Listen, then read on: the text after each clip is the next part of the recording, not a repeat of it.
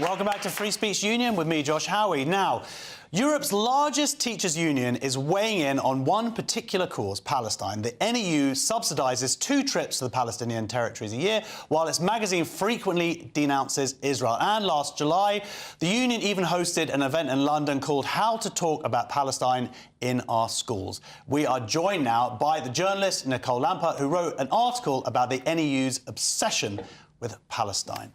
Welcome. Thank you so much for joining us, Nicole. Thank you for having me. Well, thank you. So your article, you wrote it came out earlier this week, and it was shocking to me to read that level of focus that the NEU seems to have on this one particular issue.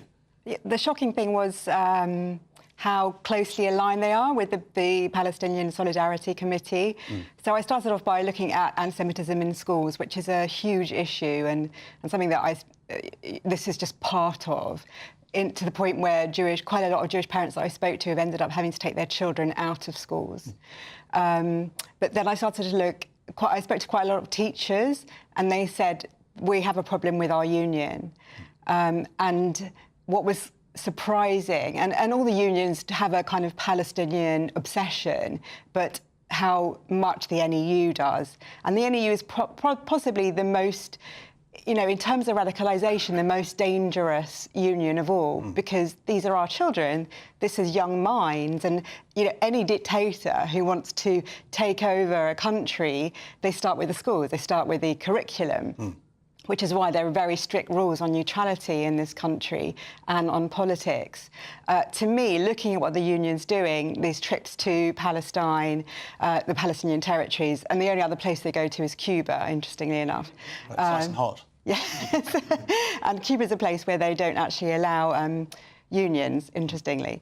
But the obsession with Palestine, they're so closely aligned that the head of the Palestinian Solidarity Committee, the chairwoman, also has an important role in the NEU. And she's not the only one. 4 out of 14 of the committee of the PSC also have important roles in the NEU. So we should explain to people what the PSC is. I mean, I would argue it's an extremist organisation. Yeah. And so to find out that these are the people who are guiding our teachers, who are in turn guiding our students, it's a real problem. And have they been spoken to? I understand one of these teachers did approach the leadership and say, look, guys, can we sort this out, please? Because this is not good. The Jewish teachers have spoken to them. As you say, so there was one Jewish teacher, Peter Block, he's a retired teacher, and he stayed in the union knowing how dangerous it is and knowing that a lot of people who are still teaching are too frightened to speak out. So he spoke at their last big conference just before Easter, and he was booed and hissed. And they sang From the River to the Sea. These are teachers behaving like students, behaving like children. And to me, this is the radicalisation of teachers, and it's an aim of radicalising our children. I mean, they literally are saying, this is how you bring this stuff into your classroom, and false maps. There was a case of a student, I believe the teacher said, who here is Jewish? Is that right? Yeah, she said, who here is Jewish? And put your hand up. This is a class of 8-year-olds. And then when they put their hands up, and there were 2 of them that put their hand up, she said, I'm pro-Palestine, I'm free Palestine. Yeah. And even when teachers aren't necessarily on board with it, they don't know how to handle anti-Semitism, and they don't know how to handle the children that are coming in with Palestine badges, or even the teachers that are coming in with the Palestine badges. So at the start of all of this, there was some children in an area where they came in with Palestine badges. When they told them they're not part of our uniform, you have to take them off, then they had huge crowds of parents outside. So it's part of a larger radicalisation, but with the children. And one of the things that they agreed at conference was to circulate teaching material on the conflict, which of course will be one-sided. So using terms like colonisation, I believe. Yeah, and saying that the land was not ever Jewish, that the Palestinians are indigenous, and you might argue that perhaps they are, but you can't say that Jews aren't too. Yeah. It's so. I mean, is anything being done here? I mean, you've highlighted it. What's been the response from your article then?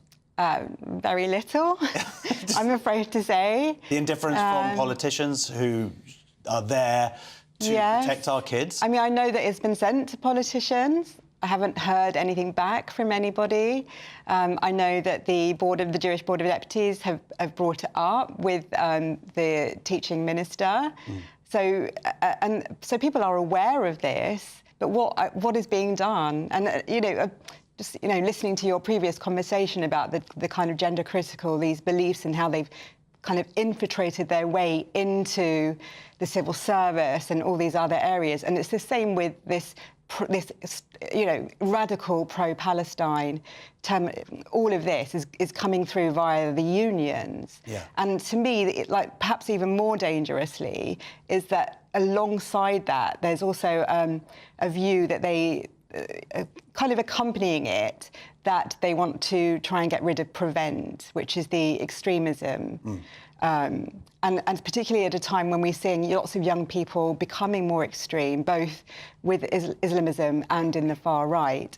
And the teaching union is working with people who are anti-prevent. Yeah, so if they're actually doing it's sort of two-pronged. It's like we're actually going to teach children more extremist views. Yeah. At the same time, we're going to prevent the organisation that is actually trying to stop these extremist views. It's so dangerous. And I've got a bunch of Jewish friends who are teachers who have all left the NEU from stances over the last few years, from seeing it become more radicalised, because they got a new leader who is, and some of the things that he said at different marches. And I believe also they're sponsoring some of these protests, these pro-Palestinian protests, and so you'll see the NEU up there next to their logo, next to other organisations like Five Pillars. Yeah, and Cage. Cage, yeah. Yeah, and they're speaking at these places. And yes, so the union leader, Daniel Kabidi, he's called for an intifada and then claimed he didn't know that it was... Globalise the intifada, which is, of course, we've literally seen that on the streets. Globalise the intifada is what happened in New Orleans the other week. Exactly, and he said he didn't know it was about violence, but,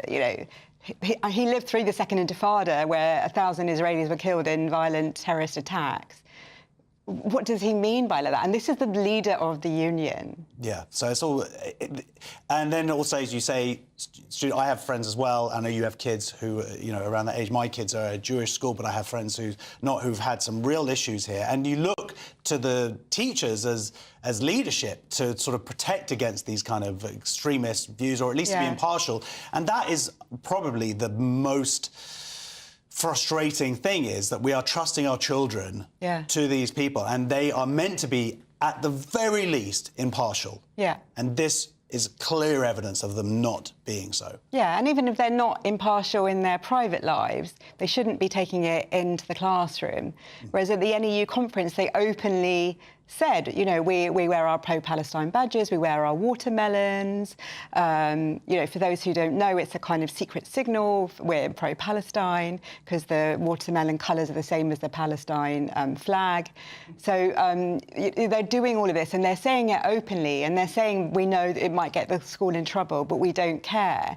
And it's almost like that, they want to push it as far as they can, and they are pushing it, and they are getting away with it. It's the point where we've now got teachers who are...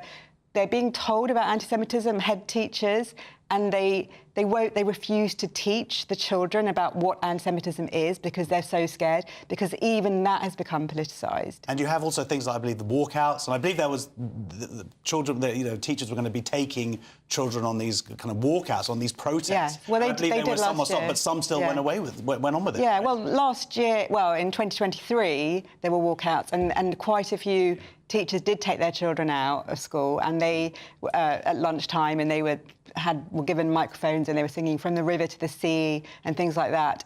Just before it happened this year, then the education minister did send out a note reminding everybody of neutrality, and I think that did go around. But, for example, one Jewish teacher that I spoke to, and this is just one, she said, in the office the day before, there were loads of pro-Palestine placards that had been printed out. to be honest, it's a little bit scary. It's scary for our kids most of all. Well, thank you for drawing attention to it. I don't know what the next step is, but at least people are now more aware of what's going on. We'll see. The NEU said it has condemned without equivocation the actions of Hamas on October 7th, adding the call for a ceasefire is now imperative in the face of the destruction and loss of life in Gaza. It is legitimate for the NEU to speak out alongside bodies such as the TUC and the UN to stand up for the urgent protection of children and teachers in Palestine. Well, thank you so much for coming in. Thank you.